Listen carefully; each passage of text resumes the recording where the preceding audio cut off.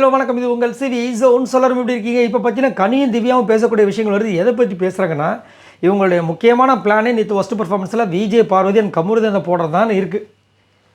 அதில் big pass வந்து ஒரு பெரிய ட்விஸ்ட் வச்சதுனால தான் அது பிளானே வந்து உடஞ்சிருக்கு. ஸோ அதை பற்றி பார்க்கலாம். அதுக்கு முன்னாடி பார்க்குற எல்லோரும் நம்மளோட சேனலை சப்ஸ்கிரைப் பண்ணிட்டு பாருங்கள், லைக் பண்ணுங்கள், கமெண்ட் பண்ணுங்கள், ஷேர் பண்ணுங்கள், அந்த ஐப்பின் தட்டி விடுங்க. இப்போ வாங்க அந்த வீடியோக்குள்ளே போகலாம். நேற்று ஒரு பெரிய ட்விஸ்ட் நடந்திருக்கும். ஃபஸ்ட்டு பர்ஃபார்மன்ஸில் ஒரே ஒருத்தர் மட்டும் தான் சொல்லிட்டு காலையில் நடந்திருக்கும்.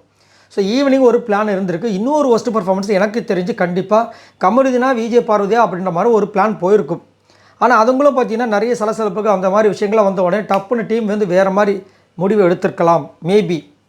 அதனால தான் வெறும் ஒருத்தரை வந்து ஜெயிலில் வச்சுருக்காங்க. நல்லா யோசிச்சு பாருங்கள். இது வரைக்கும் 2 பேர் தான் போட்டிருக்காங்க, 2க்கு மேற்பட்டவர் வந்திருக்காங்க. ஆனால் ஒருத்தர் இது வரைக்கும் வந்ததே கிடையாது. ஏன்? சம்திங் பிளான் அதுக்கப்புறம் லாஸ்ட்டில் வந்து கேன்சல் ஆகிருக்கலாம். சரிங்களா?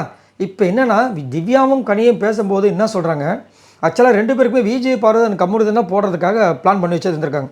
அதுலேயும் குறிப்பாக வந்துட்டு விஜய் பார்வதி வந்து வேலை செஞ்சது கொஞ்சம் கம்மி தான், கமருதீன் நல்லா தான் பண்ணார் கனி சொல்கிறாங்க. ஆனால் அந்த டாஸ்க் டைமில் உள்ள கோர்ட்டில் அவங்க பண்ண விஷயங்களும் அவர் புரிஞ்சுக்கிட்ட விஷயங்கள் சுத்தமாக பிடிக்கல. அதனால் கமருதீன் தான் சொல்லணும்னு நினச்சிட்டு இருந்தேன். பட் பிக் பாஸ் என்ன பண்ணிட்டார்னா, டாஸ்க் அப்படின்னு ஒரு சில ரிலேட்டடான விஷயங்கள் சொன்னவொன்னு தான் என்னால் சொல்ல முடியல போது திவ்யா ஒரு வராங்க. திவ்யா சொல்கிறாங்க, எனக்கும்க்கா நானும் கனின்றவங்க நானும் வந்து விஜய் பார்வதி அண்டு கமருதீன் தான் சொல்லணும்னு நினச்சேன்னு சொல்லும்போதே யோசிக்கிறாங்க. நான் நினச்சேன்னு சொன்னால் கடைசியில் எனக்கு பிரச்சனை வரும். நினச்சேன்னு சொல்லிட்டு வீட்டில் இருக்காங்களோ அதே தான் நினச்சிருப்பாங்களாக்கா.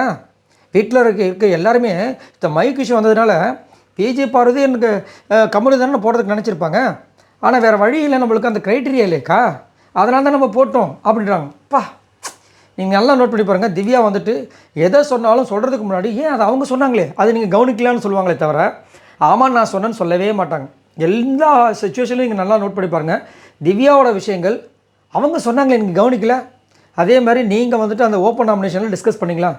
அப்படி நான் பண்ணினேன்னா விஜய் சேதுபதி சொல்லியிருப்பார், அது பதில் கிடையாது. கேள்வி என்னவென்றால், நீங்கள் நாமினேஷன் அதை பற்றி டிஸ்கஸ் பண்ணிங்களா ஓப்பன் நாமினேஷன் டைமில்? நான் பண்ணியிருந்தா தான் அவர் சொல்லியிருப்பார். கையப்பிச்சு ஐத்தியா என்ன கையப்பிச்சு ஐத்தியா அந்த மாதிரி வந்துட்டு திவ்யா செம்ம கேமெல்லாம் கிளவர் கேம். அதனால தான் நேற்று பார்த்தீங்கன்னா கமருதீன் அழகாக வந்துட்டு வாயை பிடுங்குற மாதிரி நிறைய வார்த்தைகளாக விட்டு கரெக்டாக ஒரு வார்த்தையை மட்டும் பிடிச்சிட்டாங்க.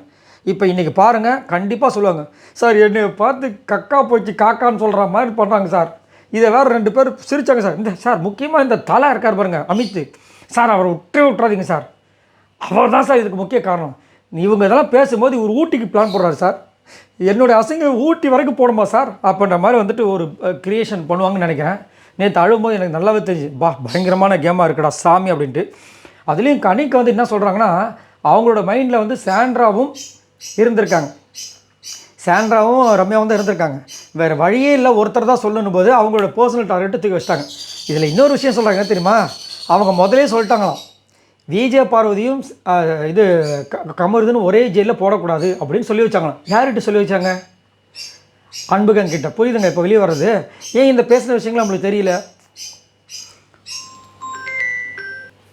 ஸோ இவங்க வந்துட்டு முதலே வந்து யார்கிட்ட சொல்லியிருக்காங்க? அன்புகன் கிட்ட சொல்லியிருக்காங்க. இந்த விஷயங்கள் நம்மளுக்கு காமிக்கிறது கிடையாது. புரியுதுங்களா?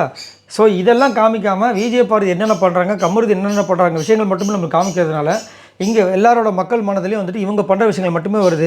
இவங்க சொன்ன விஷயங்கள் இப்போ நம்மளுக்கு சொல்லும் போது தான் தெரியுது. ஸோ இவங்க 2 பேரும் வந்து ஜெயிலில் ஒன்றா போட்டுறவே கூடாது, பிரச்சனையாகிடும். இவங்க யார் அதை முடிவு பண்ணுறதுக்கு? இண்டிவிஜுவல் கேம் தானே ப்ளே பண்ணுறாங்க. ஸோ இந்த கேங் என்னென்ன வேலை பண்ணுறாங்க பார்த்தீங்களா? ஸோ இதை பற்றி உங்களோட கருத்துக்களை சொல்லுங்கள், மறக்காமல் கமெண்ட்ஸ் பண்ணுங்கள். பாய் நண்பர்களே.